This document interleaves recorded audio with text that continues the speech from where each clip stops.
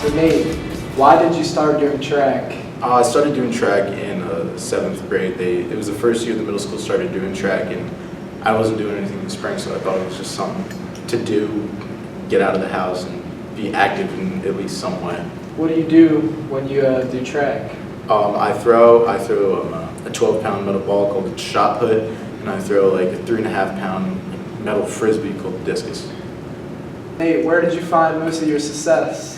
Most of my success actually came from probably the weight room, just getting a lot stronger, more built to handle the heavy implements. A lot of people that do shot put are as big as you? A lot of them are bigger than me. Bigger? Yeah.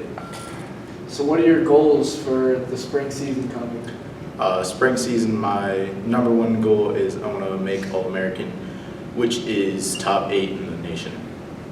So you have your best throwers, the top 8 across the entire nation of high school discus throwers are considered All-American, and that has been a goal of mine since probably freshman years, to be one of the top throwers in the nation.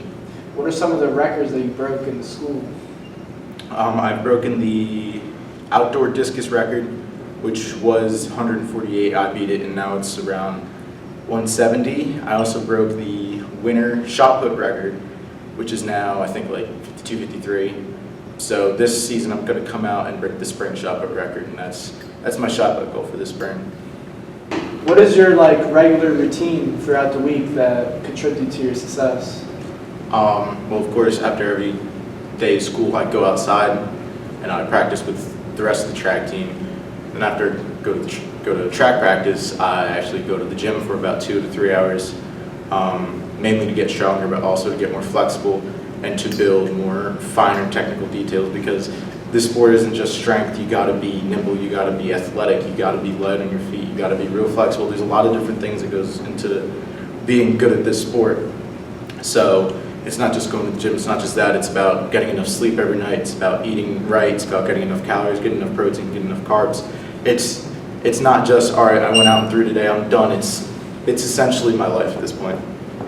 So Nate, what schools are you interested in? Has any schools given you any offers for track? I know that you're, top 5 in South Jersey, you're a really good athlete. What schools are you looking at? I've been looking at a couple schools. I had some interest from Washington State, shout out Gardner Minshew. I had some interest from a bunch of smaller schools, a bunch of Division III, Division II schools, a lot of Ohio schools. I was surprised about how many Ohio schools reached out to me. Yeah. I had interest from University of Rhode Island. I conversed with the coach from University of Louisville, TCU, but I've been talking to the coach with Appalachian State a lot. Those are all pretty big colleges. For the most part, they're sizable. Their throwing programs are pretty good? Yeah. Something that you're looking forward to? Yeah, one thing I really want to be able to step it up to the next level is my coaching, and I need. Do you think you're going to be able to compete with the guys, at the next level? I think if I can keep getting stronger the way I am, getting bigger, having more understanding of the sport, I'll be able to play with the big boys next year. Yeah. So I know you mentioned Appalachian State. You've committed there? Yeah, I signed my national letter of intent this weekend. Okay. What made you, choose to go to that college? Well, I had a couple other options. I could have gone to a bigger school, more well-known school. I could have gone to a smaller school. But there was just something about the place when I went on the visit, something about the coach. They got a brand new coach this year. She threw at Appalachian State as well. I really like her as a coach and just as a person in general. Yeah. I think it'd be a great place for me to actually step up my game. About 10 years ago, they were one of the best throw schools in the nation. They kind of fell off a little bit, and they're in the middle of a rebuilding period. So I think that it'd be really cool to be able to say, hey, I put Appalachian State back on the map, because they're a really good football school. It's an elite college. What are some of your long-term goals? How far would you love to throw? At your farthest, what are you looking at to, as far as you could peak? What do you want to reach?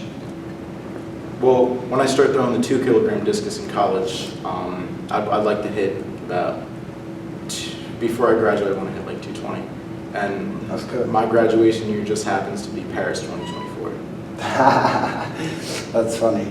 So what are some things that you like to do aside, from track and school and, you know, all the stress of being a full-time thrower, you know, I know that takes a lot on the body and you gotta train and prepare and stuff like that. What are some things you like to do for fun?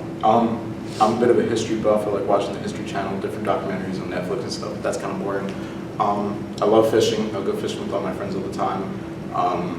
I'm a little bit of a music geek, so I'll be playing different instruments and stuff just to say I can. Just chilling, hanging out. Yeah. My last question for you would be, who inspired you the most and who would you say has really helped you enforce your technique and learn, you know, really how to throw and the concept and idea behind it? Someone I know would probably be Coach Thompson down at the middle school. He's the person that really got me into it, and he was basically the spark to the fire. Yeah. But the person that's really been the biggest influence to me is Sam Mattis. He's from New Jersey. He just qualified for the Olympics in 2020. Oh, that's cool. He's not a big guy. He's maybe 6'1", 6'2". He's not huge. Most of these guys are 6'7", 6'8". So the fact that he's turned that far being as small as he is, it like gives some hope. It's impressive, yeah. It's impressive.